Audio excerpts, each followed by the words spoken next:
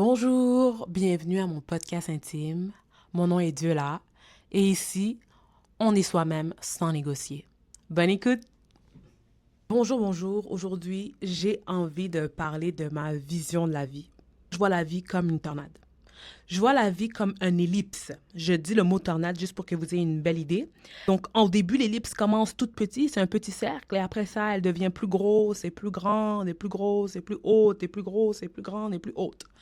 Donc, c'est comme ça que je le vois. Je vois que tu commences un petit cycle et après tu t'élèves, tu grandis, tu deviens une meilleure version de toi et tu revisites le même cycle, mais à un niveau plus élevé, à un niveau plus grand, plus beau aussi parfois. Une fois que tu as appris ta leçon de l'ellipse, tu pars à une autre ellipse pour apprendre une nouvelle leçon encore dans cette ellipse. Et peut-être tu peux faire 20 ou 30 ans dans la même ellipse jusqu'à que tu apprennes la leçon et tu changes d'ellipse. Donc, tu pars de tornade à une autre tornade, si on veut. Alors, comment moi, je trouve que ça se présente dans la vie? Par exemple, quand j'ai fini mes études à 25 ans, j'ai travaillé à l'immigration et j'ai détesté mon travail à l'immigration. En toute honnêteté, là, c'était très difficile. Il y a beaucoup de pression, beaucoup de stress dans ce travail-là.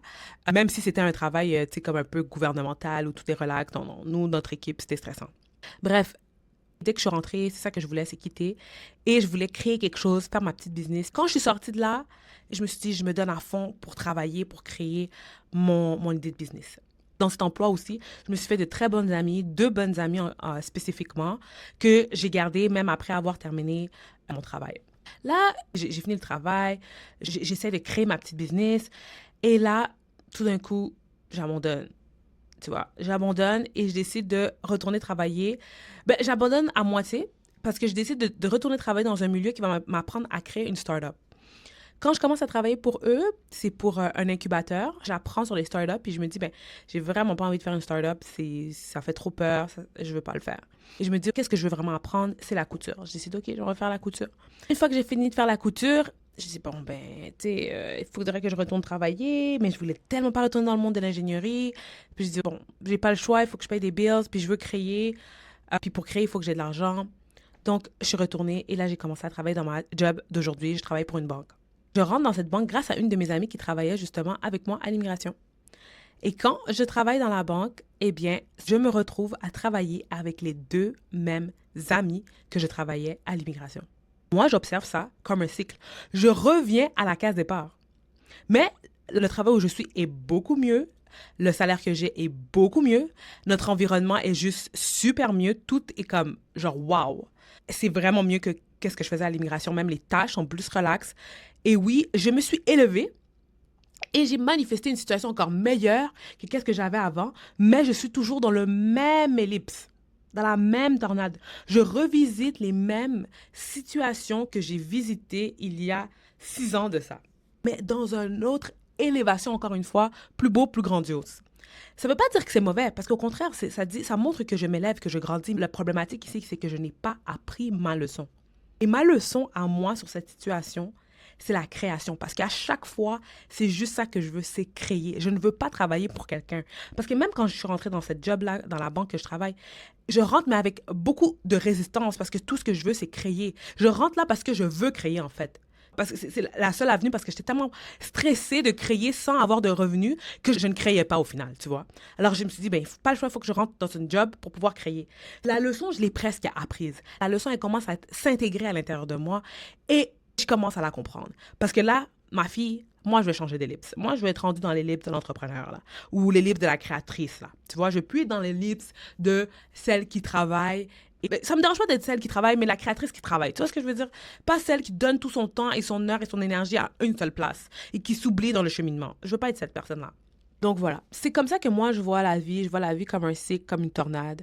Pour continuer dans ma vision de la vie, récemment j'ai lu le livre de Florence Scovel-Shinn, Le jeu de la vie et comment le jouer.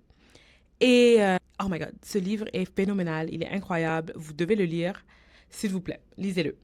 Et un élément qu'elle dit, tu sais, comme nous, on parle souvent du proverbe ou quelque chose comme ça, je sais pas si c'est un proverbe ou c'est une manière de parler, tu récoltes ce que tu sèmes.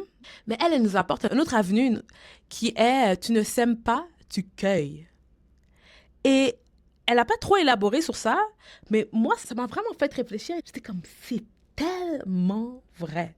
Je n'ai pas besoin de semer rien. Tout est déjà là. Au moment où Dieu ou l'univers, peu importe comment tu veux l'appeler, la création du monde, t'a créé, au moment où tu as été créé avec tout en même temps. Quand tu as poussé, toutes les choses qui sont à toi ont poussé en même temps. Tu n'as pas besoin de semer rien du tout, ma belle. Tout ce que tu as besoin, c'est de cueillir ce qui est à toi. Mais tu sais, c'est quoi le problème aujourd'hui?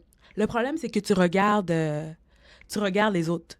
Tu vois, toi, tu as un champ rempli de fleurs, ou peu importe c'est quoi que tu veux, rempli de fruits. Imagine ton champ comme tu veux. Tu as un champ rempli, ça c'est tout toi, là. Mais toi, tu décides de regarder le champ des autres. Et les autres, ils regardent le champ des autres. Et les autres regardent le champ des autres. Et tout le monde regarde le champ de tout le monde. Et là, ça fait quoi? Ça crée quoi? Ça crée juste de la dissonance. Ça crée du n'importe quoi. Ça crée des gens qui sont malheureux, pas bien dans leur peau. Des personnes jaloux. Des personnes mal. Mais si tu prends le temps de te recentrer sur toi-même, de fermer tes yeux, d'enlever les réseaux sociaux, diminuer si on veut les réseaux sociaux si tu veux, et de respirer, de faire une marche, d'écrire, de chanter, de crier, de danser, si tu prends le temps de retourner à l'intérieur de toi, tu vas voir ton champ. Tu vas voir ton champ. Puis quand tu vas regarder ton champ, tu vas te rendre compte que tu as toujours rêvé, par exemple, c'est un exemple pour que vous compreniez, tu as toujours rêvé d'être peintre. C'est ça ton rêve. C'est ça tes capacités. Depuis que tu es petite ou tu es petit, tu dessines, tu dessines et tu dessines. C'est juste ça que tu fais. Aujourd'hui, tu vois ton champ puis tu te dis, bon, allez, je me lance, je vais devenir peintre. Et là, tu cueilles. Tu commences à cueillir. Et quand tu cueilles, tu te rends compte que quand tu peins, tu fais juste peindre des fleurs. Et tes fleurs sont magnifiques. Mais c'est facile. Parce que quand toi, tu regardes ton champ, toi, tu as vu dans ton champ que tu vas devenir un grand peintre et tu vas exposer partout dans le monde. Que tu vas exposer à Paris. Et là, tu vois que quand tu fais juste peindre des fleurs, puis c'est juste ça que tu es capable. Mais tu sais dans ta tête qu'est-ce que tu imagines puis qu'est-ce que ça va être à Paris. Donc là, qu'est-ce que tu fais? Tu commences à aller un peu partout. Tu commences à dire, OK, je vais aller prendre un cours là-bas. OK, je vais aller prendre une formation ici. OK, je vais aller me chercher un mentor là-bas. Et là, tu commences à chercher un peu partout. Tu commences à t'éparpiller partout parce que tu sais que tu vas aller faire une exposition à Paris. Alors, tu travailles fort pour aller vers l'exposition à Paris. Mais tu ne remarques pas que tu fais des fleurs et de manière magnifique. Parce que tout ce que tu as en tête, c'est qu'est-ce que tu as vu dans ton champ. Et tu ne prends pas le temps de percevoir ce que tu as déjà cueilli dans ta main. Et c'est là que ça vient, mon troisième élément, qui est, tu peux faire beaucoup avec peu. Faire beaucoup avec peu. Donc, la fleur que tu fais en ce moment, que tu minimises, que c'est facile, tu fermes les yeux, tu fais la fleur. Eh bien, quand tu finis la fleur, quand tu finis cette peinture de fleurs et que tu l'observes et que tu prends le temps, tu te dis, wow, c'est beau. T'es comme, wow, c'est bien fait, c'est beau. Puis là, des fois, parce qu'on est bête, on a besoin que quelqu'un d'autre vienne, puis regarde notre peinture, notre tableau, et nous dise, waouh, c'est toi qui as fait ça? C'est toi qui as fait ce tableau de fleurs?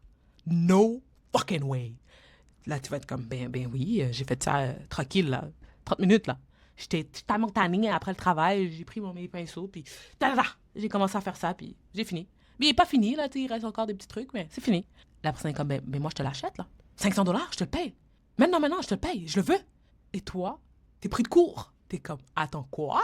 T'es prêt à payer $500 pour ça? Et tu dis, ben oui. Je t'envoie l'argent, c'est quoi ton email? Est-ce que tu comprends ce que je veux dire? Est-ce que tu comprends ce que je veux dire? Faire peu avec beaucoup. Apprécier ce que tu as cueilli dans tes mains. Parce que c'est ça, voir son champ. C'est ça, cueillir tout ce qui est à toi. Et quand tu regardes le champ de l'autre et que tu vois qu'est-ce qu'il fait et puis que tu décides de faire toi aussi, of course, c'est ça l'histoire de semer. Oui, tu vas prendre une graine puis tu vas semer. Tu as regardé qu'est-ce que ABC fait, tu vas faire OK, ben je vais créer la graine puis je vais la semer la graine. Ça va prendre du temps avant que ça pousse, ma belle. Ça prend du temps avant que ça pousse parce que c'est pas à toi, parce que c'est à ABC. Mais ça va pousser parce que tu as la capacité. On a la capacité dans ce monde de créer from scratch, avec rien du tout. On a la capacité de prendre une graine et de la mettre sous terre et qu'elle pousse et puis qu'on puisse l'accueillir. Mais cette graine-là, est-ce qu'elle va vraiment te donner la joie? Et c'est là que ça vient, cette phrase-là qui dit « tu récoltes ce que tu sèmes ». Et la plupart du temps, cette phrase-là vient dans le négatif. Parce que ce que tu as semé, c'est de la dissonance. Et ce que tu vas récolter, c'est de la dissonance fois 10, fois 1000, je ne sais pas. Parce que ce n'était pas pour toi. Ce n'était pas à toi. Tout ce que tu as pu voir, c'est la grandeur de ta force. Tu as pu voir ta puissance, que tu es capable de faire avec rien quelque chose de grandiose. C'est ça que tu as pu voir. La même chose que je répète. Avec ta fleur, la vraie chose que tu as dans tes mains, que tu as cueillie, c'est avec ton talent de peintre que tu vas créer cette fleur-là, que pour quelqu'un d'autre, et qu'un jour, quand tu vas avoir les yeux bien ouverts, tu vas voir à quel point que cette fleur est extraordinaire. Et à force de créer les fleurs, à force de créer cette peinture de fleurs, un jour, quelqu'un va venir et va te montrer comment créer un paysage. Et un jour, ces paysages, ils vont faire le tour du monde. Et un jour, tu auras une exposition à Paris. Mais il faut que tu commences. Il faut que tu commences avec la chose que tu as dans les mains parce que cette chose-là est extraordinaire. Voilà, c'est ce que j'avais à dire. Voici ma vision de la vie. Alors j'espère que ça t'a inspiré et laisse-moi des commentaires pour que je puisse lire c'est quoi ta vision de la vie. Bye bye, bisous bisous.